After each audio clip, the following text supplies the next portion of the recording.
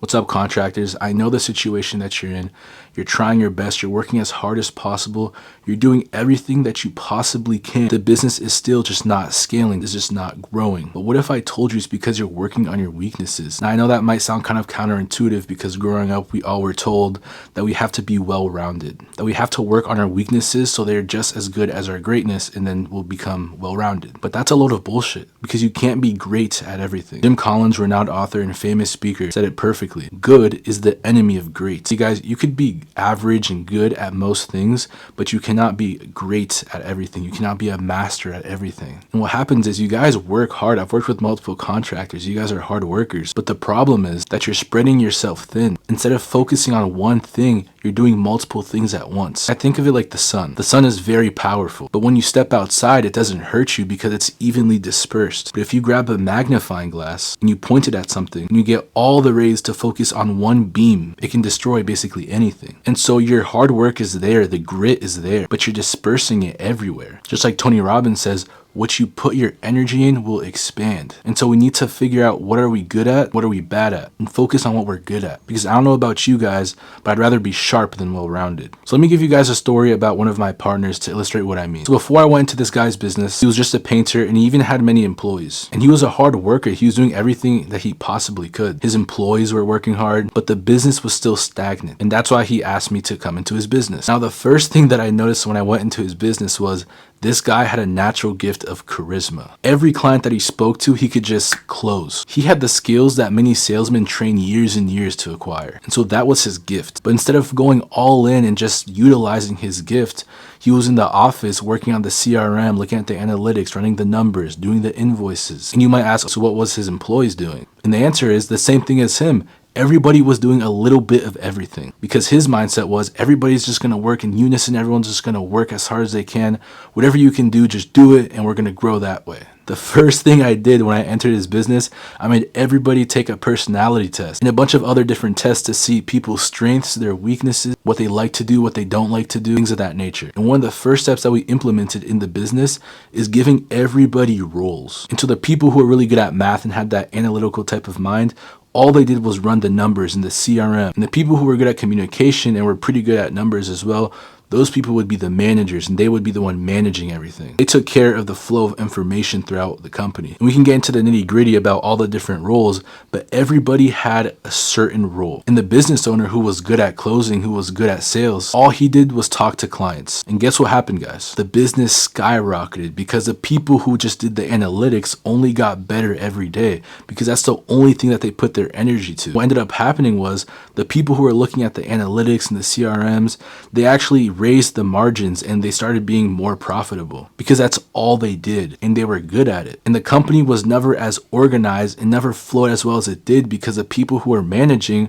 were actually doing what they were good at. And because that's the only thing that they did, they just improved and improved and it just compounded over time. And guess what happened to the closing rates? They shot up. And so the point of all of this is that as a contractor, you need to stop trying to micromanage everything. You need to find out what you're good at and just do it. Everything else you can delegate. Now, if you're a smaller company and you can't really delegate, it's just you or just you and a partner or something, this principle still applies. For example, a lot of contractors, they do a lot of services, landscaping, window washing, roofing, remodeling, they do all the above. So if you do 10 different services, find the top 3 or 2 that you're really good at. Top 2 or 3 that yield the most results. Top 2 or 3 that you're known for. Now, I wish I had my whiteboard, but I'm going to try my best to illustrate this for you guys. Imagine each service is a circle, right? So we have painting, we have roofing, we have landscaping. Say you're great at painting, you're naturally gifted for it. The community knows you for your great painting. You're kind of good at roofing. People know you for it, but you're not, it's just average. And then you're trash at landscaping, but you offer as a service. Remove those two and just focus on what you're good at, right? So now you're not this company that does everything. You're simply a painting company. And now you just have this one circle that you have to work with, right? Now within this painting category, what are the things that you could be better at? Could you finish the jobs quicker? Could you put something in the offer that makes it easier for the clients to accept? Could you get better tools, make the paint quality better? What's going to happen is you're going to master your craft. And so when people want a painting company, they're not going to go to Joe Schmo who does a bunch of different things and painting is just one of the things they do.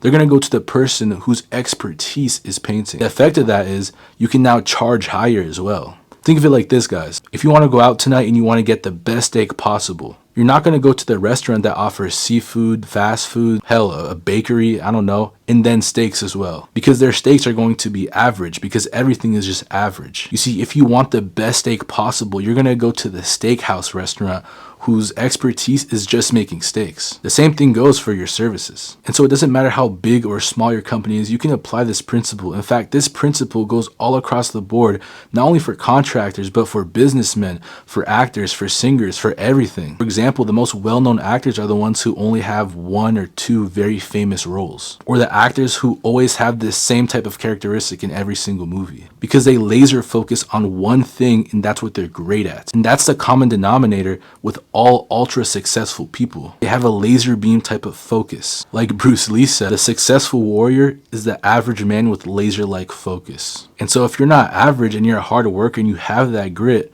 imagine how much more powerful, imagine how much more you can scale your company if you just put your energy in the right place. Now, the biggest problem that I see with contractors who try to apply this principle is they have trouble delegating. And I get it, it makes sense because if you fail, then that's okay. But if somebody else fails, that's just gonna tick you off. But we have to understand that you could be 100% good at accounting and 100% good at giving quotes and 100% good at doing the job. But when you do all of them at the same time, your output is only going to diminish. So even though you could do it at 100% if that was the only thing you were doing, because you're doing multiple things, you're only doing, let's say, 50-40 output. Whereas if you just focus on the things that you're good at, you could do more than 100%.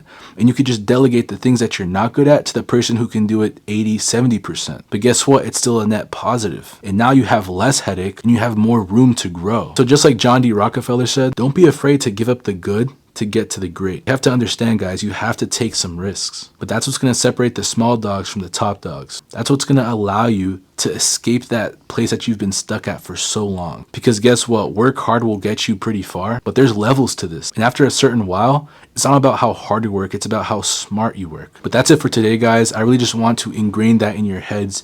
You have to stop trying to micromanage everything, try to do everything yourself. And if you have trouble doing that because you have trust issues, or maybe you're too harsh on your employees, I recommend you reading the book Self-Aware Leader by John Maxwell. It'll give you a huge paradigm shift on how to lead and how to do exactly what I was talking about in this video today. With that being said, I'm pumping out these videos frequently, consistently. If you want to improve your contracting business, subscribe, leave a like, or don't, that's cool too. See you in the next one.